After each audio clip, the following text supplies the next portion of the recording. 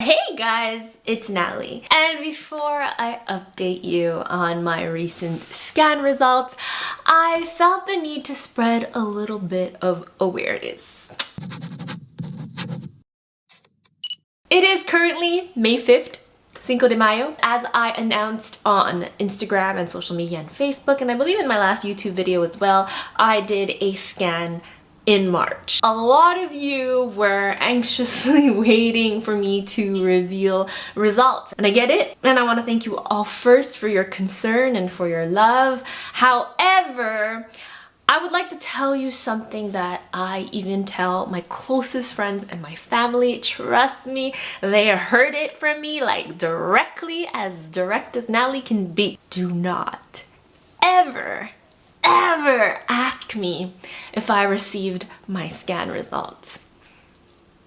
I guess I'm not just saying this for me, because I know a lot of people watching my videos have a loved one who is going through cancer, and when you have stage 4 cancer, you're often followed every 3 months. You do scans repeatedly. I'm pretty much sure that anyone going through this process can relate, and I want to speak for them, is that when you ask us that, you kind of like add to our anxiety a little bit. One, maybe we haven't received it just yet. For me personally, living in Montreal, Canada, it could take up to 48 hours to a week to receive the report. So during those 48 hours to a week, I'm doing absolutely everything in my power to meditate, to do the things I love, to get my mind off of waiting for the results, and then you appear asking me, did you get the results yet?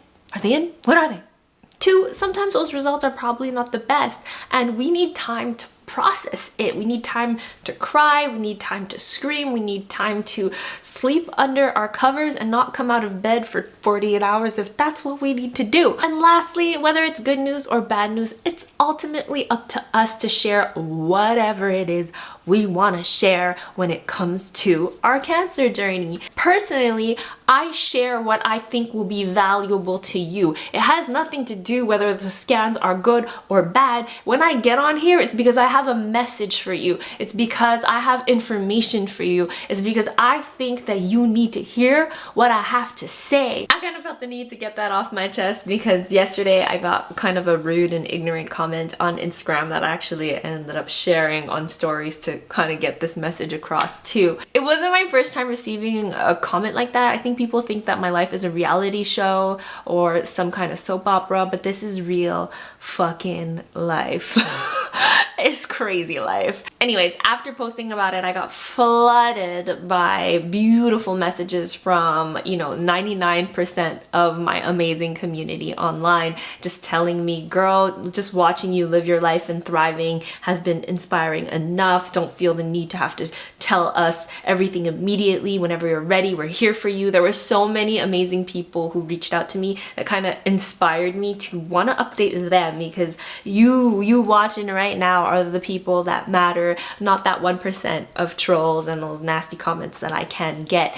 Again, my message on Instagram yesterday was, don't let that 1% of negativity ruin your mission and your purpose, and don't let them dim your shine. So here I am now to give you, amazing person that have just been so patient and caring and kind, a full update of what the hell happened during the month of March, April, and here we are in May. My most recent scan was held on March 14th, and I posted this video on social media along with a caption of the advice that Anne Fonfa, who's the founder of the Annie Appleseed Project, Anne Fonfa's advice to me is, whenever you do a scan, to prevent the scan anxiety, she has a plan A and a plan B. A plan A for the best case scenario and a plan B for the worst case scenario. What would you do and how would you take action for plan A and for plan B? So prior to going into my scan, I took out my pen and my paper and I started drawing this diagram where I had plan A. Plan A would be the best case scenario. What would be the best case scenario? Well, I guess the ultimate best case scenario is that I am miraculously cancer-free. Another great scenario would be that everything is stable or that the nodules have reduced. So what would I do in this case? I would then stick to the current medication. I'd keep up with my current protocol when it comes to alternative or complementary medicine. I would probably pop some champagne. And then there's plan B, and then plan B would be for the worst case scenario, which would mean progression. And progression could mean that the nodules got bigger a little bit, that it spread, that things are ultimately getting worse. Plan B would mean that it's time that I make some radical changes, because it would also mean that it would be a year that my scans show minimal, slight progression. So my plan B consisted of finding a second opinion in Montreal, contacting Keith Block at the Chicago Block Center for Integrative Cancer Treatment. Keith Block's name has just been repeating with so many people that I've met in conferences that I attended that I've always wanted to consult with him. And finally, to call this amazing naturopath who apparently works miracles, whose contact number has always been in my back pocket. On March 18th, after a 4-day wait, I finally received the results, and it was time for plan B. My oncologist walked in, opened the report, and said the word once more: progression. Apparently, the remaining nodules, about 3 or 4 of them, continue to grow again, just a little bit by millimeters, but now it's been growing since the last 4 scans, so millimeters are now turning into centimeters. Another new nodule apparently appeared in the lymph node of my chest. However, the good news is there is no further metastasis, and the even better news is I'm still asymptomatic, so I feel fucking phenomenal. I literally have 0 side effects from the cancer. Quick little recap: in the last few months, I've only been on Faslodex and Zoladex because Ibrance was making me neutropenic and my oncologist made me stop. Therefore, I never really completed a full cycle. Therefore, I never really knew if Ibrance had an effect on the cancer nodules. So when I asked my oncologist what is the next step, my blood started boiling a little bit because he didn't seem to have like a plan or a vision for me, and I have a big plan and vision for me. What he was suggesting was to try more chemotherapy. He wanted me to do Xeloda, which is a chemo pill that is tolerable, but it isn't targeted. And then there was a suggestion of a low dose of cyclophosphamide. I don't know why, but my gut feeling was just telling me that it wasn't necessary. Like, I don't feel like I need chemotherapy right now. On top of all these scan results, my blood test results still show that I'm kind of neutropenic. That being said, treatment options are limited. My oncologist cut me off of Ibrance, and then, you know, with the cyclophosphamide, they consider giving me a low dose, and the Xeloda, it'd probably have to be accompanied with Neupogen and all of this crazy talk. So it was a lot to process. Because of my patterns of my neutrophil count and how they went really low after Ibrance and remained low and then took time to go up, Dr. Panacci thought it was time that I see a hematologist again, because I've already seen one in the past, and that it was probably best to do a bone marrow biopsy. So on March 25th, I was scheduled for a bone marrow biopsy.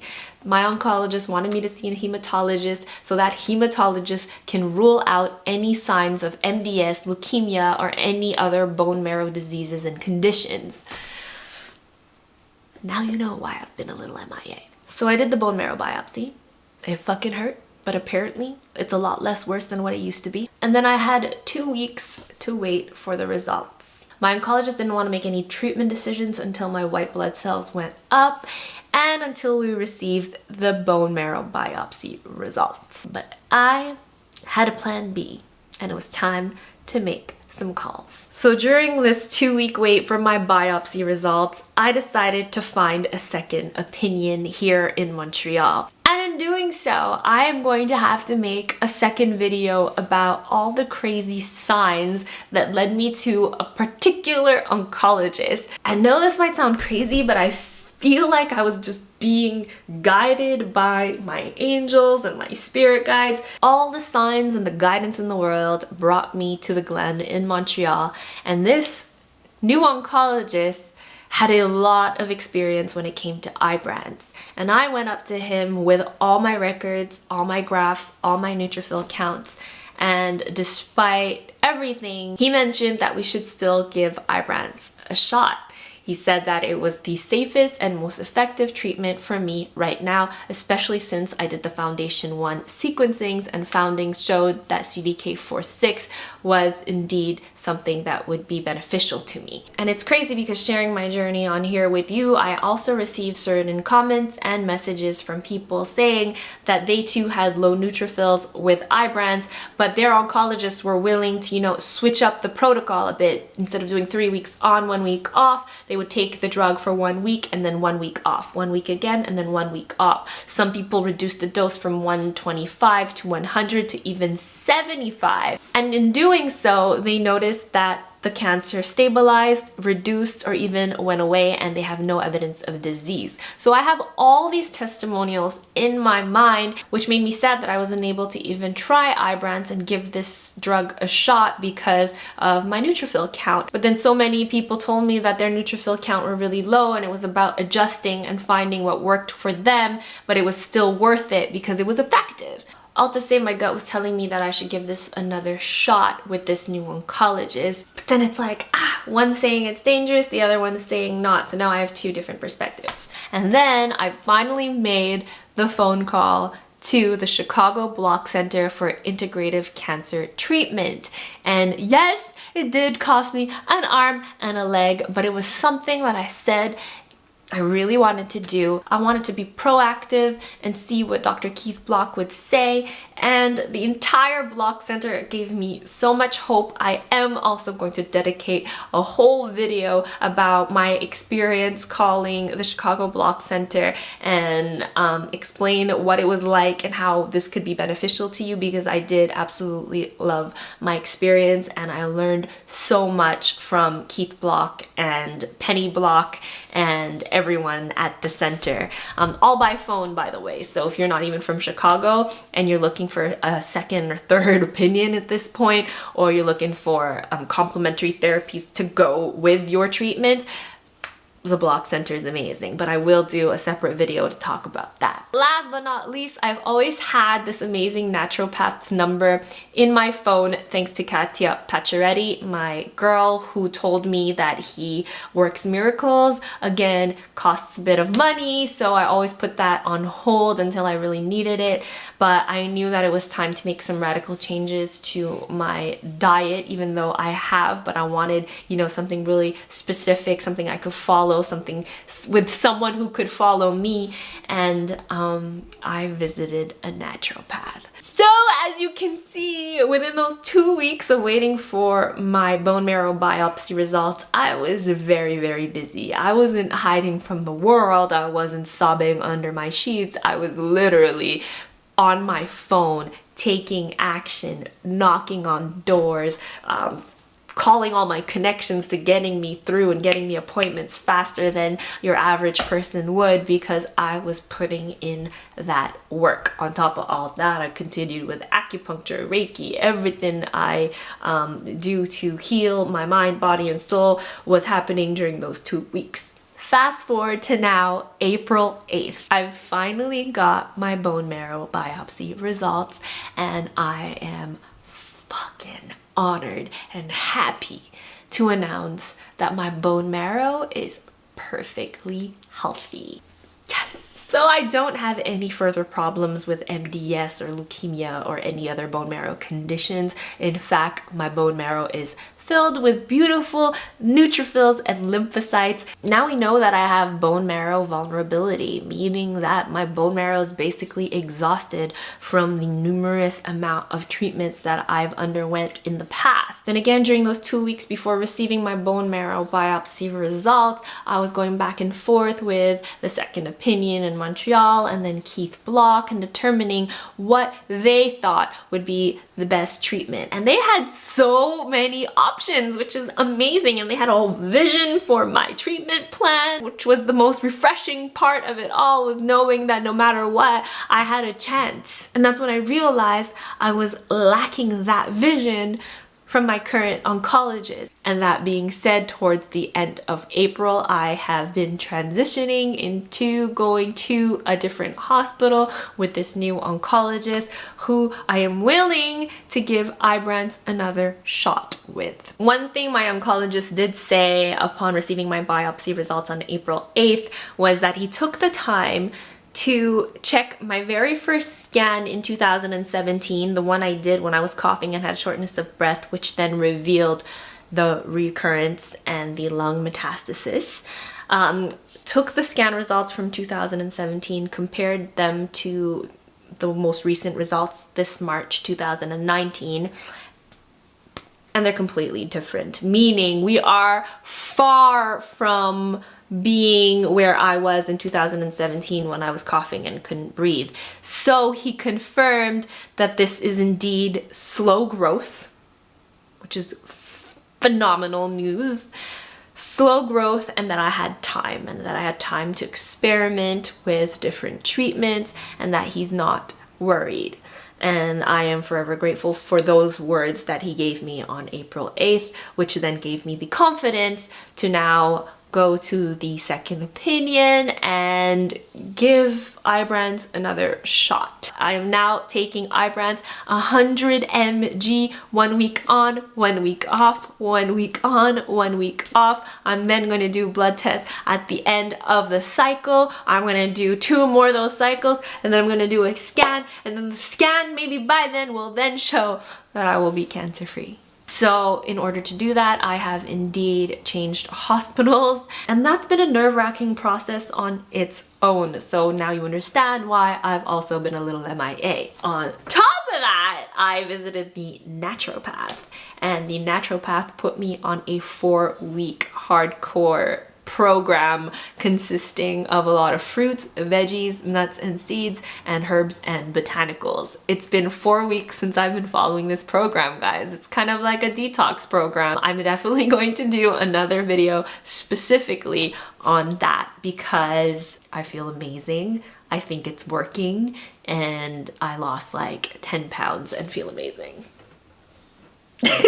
But overall, this detox program with my naturopath is supposed to reboot my entire system, so get my immune system going, and also kind of just reset my body so that it regenerates and has the capacity to heal itself. So yeah, like I said, that's another video. So do you guys see why it's a lot more complicated and why I haven't been able to just jump on this camera, update you, create a video, write a blog post about it? Because I've been dedicated to creating my new plan and choosing what resonates, because I got several different opinions. I actually didn't just get a second and a third, I got a fourth and a fifth, and it came to a point where I also got analysis paralysis, and I didn't know which way to go and what path to choose. And so I couldn't have the noise distract me. I really needed the time to trust my gut, like I often tell you. So now I did choose my path, and I've been strictly following it in the last 4 weeks, and I feel good, so I'm just gonna continue it. And once I complete it, I'll definitely give you guys another update. And by the way, after I figured all of that out and let the dust settle, I was able to host my first women's healing circle called The Release with Mama Oracle on Friday's full moon, April 19th, and it was such a success. And then I caught a flight to Los Angeles, California to work on this crazy, amazing project that I'm so excited to announce, but that I'm not allowed to talk about just yet, which comes out in October. So you're gonna have to wait and stay tuned. But I was in California, guys, like a week ago.